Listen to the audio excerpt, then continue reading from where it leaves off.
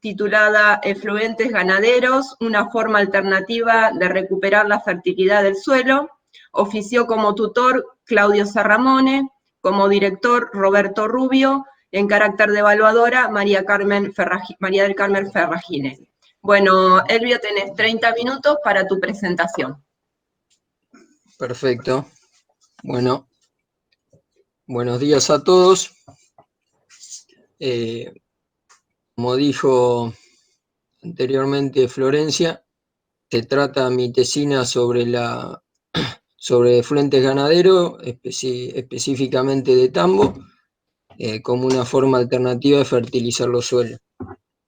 Bueno, cuando hablamos de efluente hacemos referencia a desechos líquidos emitidos por las instalaciones de ordeño durante el lavado de la sala. Como componentes, estos purines tienen principalmente estiércol, restos de alimento y restos de leche, que el conjunto siempre varían en proporción estos componentes, pero básicamente son los principales constituyentes del purín.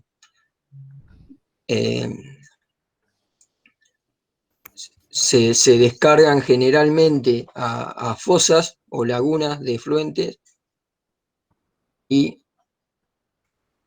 luego ese contenido como dije anteriormente, de sólidos que son los restos de alimento y el estiércol, le aportan una alta concentración de nutrientes y de microorganismos que suelen ser patógenos algunos y son los causales de la contaminación cuando los vertimos al ambiente. Una forma de contaminación es la eutrofización de los cuerpos de agua, que básicamente lo que ocurre es que cuando llegan esos nutrientes se benefician algunas especies como el fitoplancton, que prolifera de forma desmedida y puede llegar a cubrir en su totalidad la superficie del cuerpo de agua y evita que penetre la luz, alterando al resto de las especies vegetales que pueden llegar a estar colonizando el fondo de la laguna. A su vez, también ese contenido de nutrientes lo toman las bacterias descomponedoras, que el metabolismo que desempeñan es a base de consumo de oxígeno, y al encontrarse con tanto nutriente, consumen la mayor parte del oxígeno del cuerpo de agua y por lo tanto afecta al resto de las especies. Eso se puede percibir, como se muestra en la foto, cubierto por completo con algas. Emite un olor desagradable y el agua se puede observar turbia. La contaminación, en cuanto a lo microbiano, muchas veces pueden ser accidental en caso de un desborde de la laguna o por lixiviación, cuando las lagunas no están impermeabilizadas. Y otra de las formas puede ser de forma intencional, ante querer fertilizar con purines crudos, podemos llegar a, o vertir también a cuerpos de agua, podemos llegar a diseminar estos patógenos. Otros colaboradores en la diseminación son vectores como pueden ser ratas, moscas, que son diseminadores o portadores también de estas infecciones.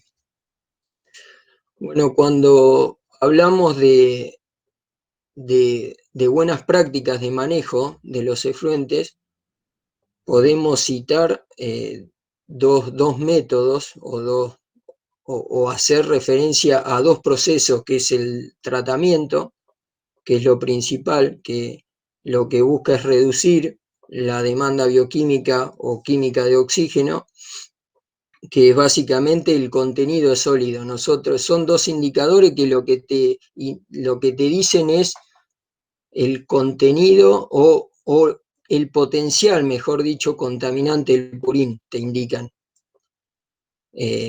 Cuanto mayor son, más contaminante es el purín. Y también lo que se busca es reducir los microorganismos patógenos. Además de almacenarlo a los purines, se lleva a cabo el tratamiento al mismo tiempo.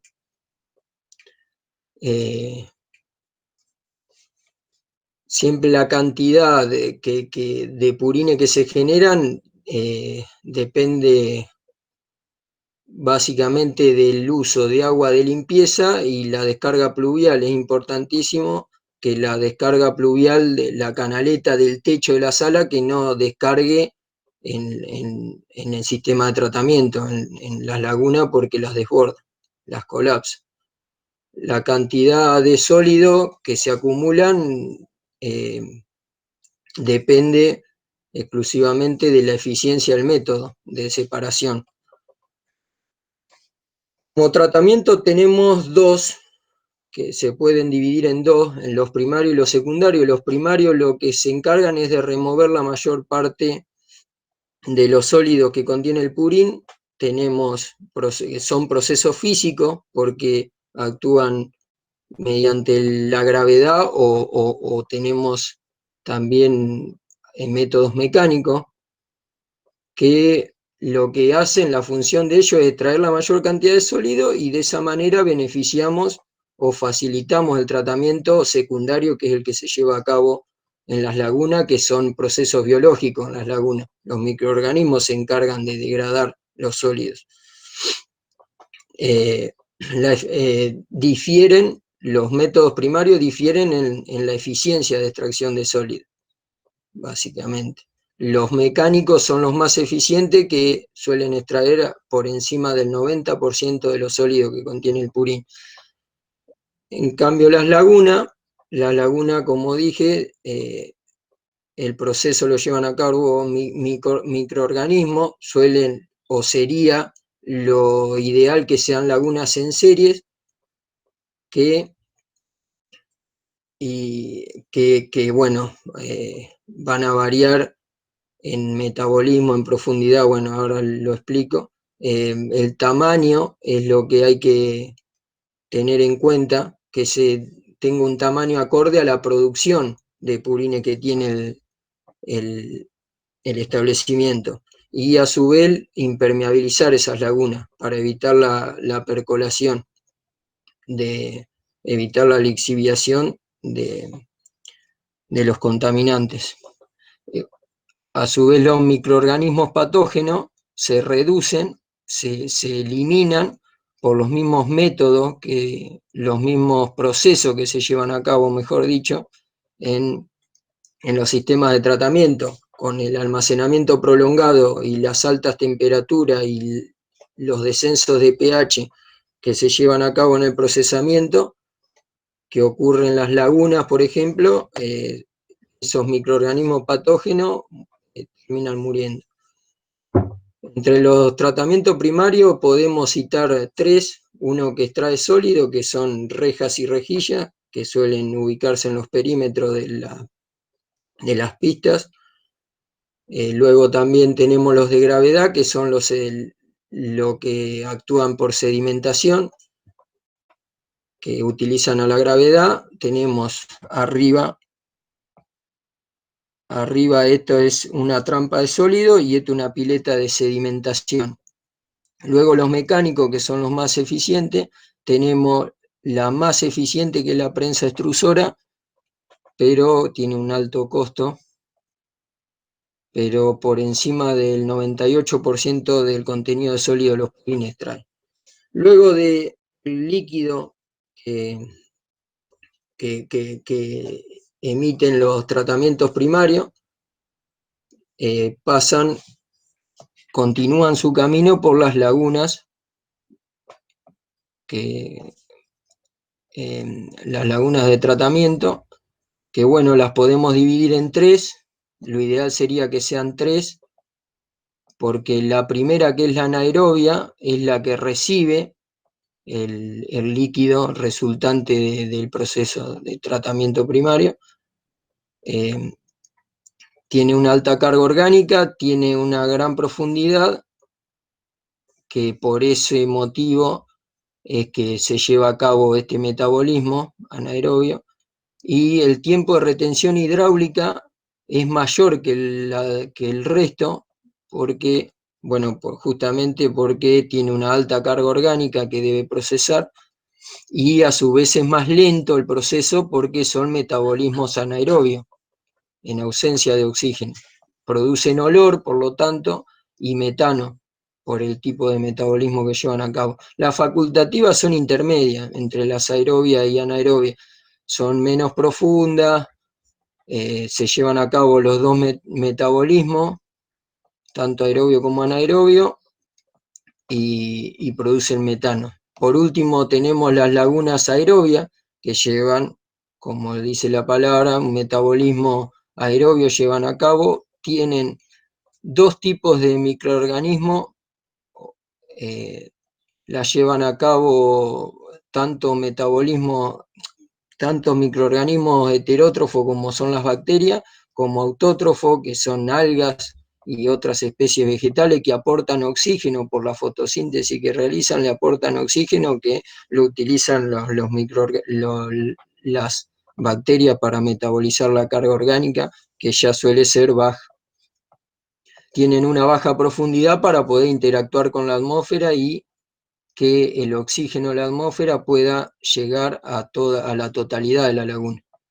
El tiempo de residencia hidráulico es menor, de 2 a 5 días, y se puede adicionar aireadores mecánicos que van a eficientizar aún más el proceso. Bueno, como dije anteriormente, el manejo adecuado también debería llevar una planificación del destino final. Vamos a tener tanto líquidos como sólidos para un destino final.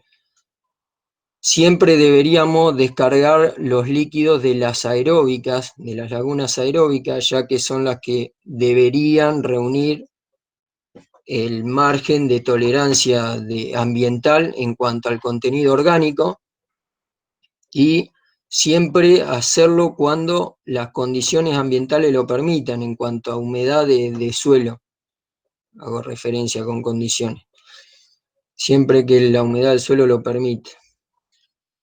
En cambio, los sólidos ya llevan un manejo diferente. Tenemos que tener en cuenta 3 puntos, que es el rinde objetivo. En caso de querer aportárselo a algún cultivo, deberíamos tener en cuenta el rinde objetivo para calcular una dosis, el rinde objetivo del cultivo que planeamos tener, los requerimientos de ese cultivo en cuanto a kilogramos de nitrógeno por tonelada, y hacer un análisis de suelo para saber cuánto nos va a aportar de ese requerimiento total, cuánto nos aportaría el suelo, y la diferencia, lo que resta, lo deberíamos cubrir con lo que nos aportaría el purín. Por eso tenemos que hacer un análisis físico-químico del contenido nutricional del purín. Acá se puede observar el rinde objetivo que pensamos, el requerimiento de nitrógeno, lo que sería el requerimiento total de nitrógeno, lo que nos aportaría el suelo y lo que resta que debemos cubrir con los fertilizantes comerciales y con los purines. En este caso se puede observar que cada 10.000 litros de purines estaríamos aportando un total de 10 kilogramos por hectárea. O sea, si aportamos 10.000 litros de purines por hectárea, aportamos 10 kilos de nitrógeno total.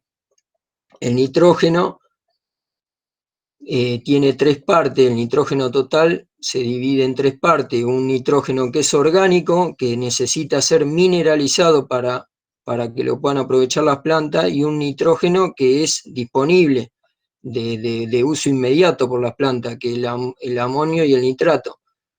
Pero, bueno, después tiene unas dificultades esto, que se volatiliza el amoníaco y se va a la atmósfera, lo perdemos. Acá podemos observar cuánto aportaríamos cada 10.000 litros de purín, cuánto aportaríamos de nitrógeno disponible, y si queremos cubrir la totalidad de los 104 kilos de nitrógeno que nos faltaba cubrir, deberíamos usar un total de 221.000 litros de purín. Puntos a tener en cuenta: esperar, como dije anteriormente, el momento óptimo de la aplicación en cuanto a clima, humedad y cultivo. Las características del predio es importante, la utilidad que le vamos a dar a ese potrero, la ubicación de los cursos de agua, la topografía del terreno, la textura del suelo, son puntos importantes, porque la textura del suelo, por ejemplo, si es un suelo arenoso, se predispone a la lixiviación, en cambio si es arcilloso, predispone a las escorrentías. La topografía del suelo, las pendientes, va a predisponer a la escorrentía, bueno, en fin. Algo importante también es el tiempo que le vamos a dar de reposo a ese suelo, una vez que aplicamos los purines. Debería ser de 60 a 90 días para que pueda ser pastoreado, para evitar diseminar enfermedad. Lo ideal sería utilizar categorías adultas, que son las menos susceptibles de contraer enfermedades, y si no, también lo que se puede hacer es destinar a procesos de conservación el forraje que se fertilizó con purín. Luego acá muestro un pequeño modelo de cálculo, que lo que busqué con esto es calcular la producción de purines y de sólido que obtendríamos con un tambo de 100 vacas en ordeñe. Un total de 8 millones o 8 millones de litros de purín, o lo que sería lo mismo, 8.000 metros cúbicos de purín al año, y un total de 19.000 kilos de sólido al año. Eso sería un equivalente en fertilizante a 236 kilos de nitrógeno al año, que sería un total de equivalente urea de 512 kilos, que bueno, acá le puse lo que aportaría en cuanto a lo económico, $400 aproximadamente.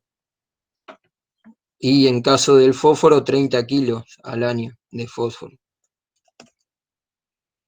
El ensayo laboratorio, lo que busqué fue simular la aplicación de efluentes a campo y evaluar el comportamiento germinativo de semillas de maíz frente a la exposición a diferentes concentraciones de purines. Lo hice en la facultad, recolecté el suelo en la facultad, y los purines los recolecté en un tambo que está en la intersección de la ruta 226 y 74 de Tandil. Básicamente en el ensayo lo que hice fue mezclar diferentes dosis de purines y suelo, en diferentes proporciones la mezclé, ahí están las dosis, un tratamiento testigo, otro de 17% de purines, otro de 33, de 50 y de 83% de purines. Son 5 mezclas que las repliqué en 5 bandejas, por lo tanto 25 bandejas en total entraron al estudio. Y esas bandejas las dividí en dos, las dividí al medio para tener 2 submuestras por cada bandeja, que en total cada una de esas submuestras tenían en análisis 10 semillas de maíz. La semilla de maíz no requiere que sea de ninguna variedad determinada, lo que sería bueno es que tengan un tamaño similar, para así el potencial germinativo es similar entre ellas. Luego se pesaron al finalizar el diseño de las muestras, y se procedió a hacer la lectura de germinación, que duró una semana, pero la lectura se realizó en tres momentos, día por medio se hicieron 3 lecturas, y se observó que los tratamientos testigo y los de 17% fueron las únicas que pudieron germinar, el resto no germinaron, y bueno, se analizó estadísticamente esta germinación. En cuanto a cantidad de semillas germinadas, no hubo diferencia significativa entre las testigo y la de tratamiento de 17%, pero sí la hubo en la longitud de los brotes. Se hizo notoria o se hizo significativa la diferencia en la última lectura, en la tercera lectura. En las primeras dos se notaba la diferencia, pero no llegaba a ser significativo. El resto de los tratamientos, como se puede ver en pantalla, las semillas se encontraban inundadas por completo, lo cual le atribuyo a eso, que no hayan podido germinar, y se observa una gran proliferación de hongos y presencia de burbujas que cada vez que, a medida que pasaba el tiempo, se iba haciendo cada vez más notorio. Se podía también percibir olor pútrido. Todo eso por el metabolismo que se llevó a cabo, que al estar sumergidas por completo no recibían oxígeno, por lo tanto a eso le atribuyo que no hayan germinado, y a su vez a eso le atribuyo la presencia de gases y las burbujas. Sería por eso que se desarrollaron. A su vez, lo que no dije es que estaban tapadas las bandejas. Se tapaban. Bueno, el peso de las bandejas no varió a lo largo del tiempo, por lo tanto la evaporación no era importante. Y cuando extrapolamos las dosis que aplicamos en laboratorio, que las extrapolamos a campo, como se ve en la tabla, se puede decir que, estos serían los volúmenes de purine que deberíamos aplicar y el agua que aportarían esos volúmenes de purine, utilizando las dosis del laboratorio, y la lámina de agua que le corresponde a ellas. Lo que podemos observar fue que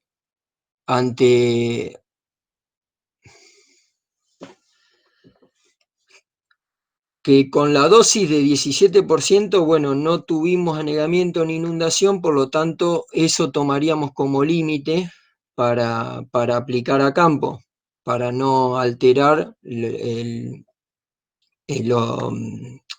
las propiedades físicas del suelo. Con esa dosis no tendríamos ningún problema. Y lo que sí, para poder evitar esto, podríamos distribuir los sólidos, que de esa forma no tendríamos ningún problema de anegamiento. En cuanto al aporte mineral, las diferentes dosis, se puede observar aquí en pantalla la cantidad de nitrógeno total que aportarían. En toneladas es esto. El nitrógeno disponible, lo que sería equivalente a urea, las bolsas de urea que serían, y el aporte de fósforo total. Retomando el ejemplo del maíz que cité anteriormente, si quisiéramos cubrir la totalidad, si vamos a aportar para cubrir los 104 kilos de nitrógeno que faltaban, con la dosis de 17% nos estaríamos excediendo en nitrógeno y en fósforo, en un total de 74% de más en el caso del nitrógeno y un 145% de más en el caso del fósforo, o sea, es muy abundante. Sería inútil aportar tanto. Y lo que no debemos olvidarnos que el nitrógeno es dinámico y que el exceso de nitrógeno va a contaminar porque se va a perder tanto en el aire como también puede haber lixiviaciones correntías y contaminar cuerpos de agua. En cambio el fósforo no, el fósforo se fija al suelo y se acumula, pero causa problemas de toxicidad por la acumulación. Como conclusión, se puede decir que ningún tratamiento fue capaz de superar al testigo, que las dosis de purina a aplicar pueden llegar a cubrir la totalidad de la demanda de cualquier cultivo, siempre y cuando tenga un 8% de materia seca, como se mostró en el ensayo. De esa manera van a tener en exceso nitrógeno y fósforo, por lo tanto alcanzaría solo con el purín para cubrir las necesidades, pero no asegura que sea viable económicamente ni que respete los límites hídricos, porque si tiene bajo porcentaje de materia seca, si es menos del 8%, puede que esté en exceso el agua y te provoque anegamiento para querer cubrir. Hasta una dosis de 400 metros cúbicos purín se pudo ver que no altera las propiedades físicas del suelo pero que se aportan en exceso los minerales. Por lo tanto, no reemplazaría el fertilizante comercial por los purines, sino que los complementaría porque aportan cosas diferentes cada uno. Los comerciales cubren la necesidad mineral específicamente y no aportan nada de materia orgánica al suelo, en cambio los purines sí le aportan estructura al suelo, le dan otros beneficios le aportan al suelo, por eso sería ideal complementarlo. Bueno, como comentario final, me gustaría que se amplíen con nuevos ensayos, especialmente entre 0 y 17% de purines, para observar qué respuestas se obtienen en la germinación. Y después me di cuenta al finalizar el trabajo que el objetivo general era un tanto ambicioso y hasta estúpido, diría. Pensar que con una dosis de purines, o sea, obtener una dosis universal, como pensaba en primer momento, quería obtener una dosis universal que me aporte los nutrientes que necesitaba el cultivo y que no contamine.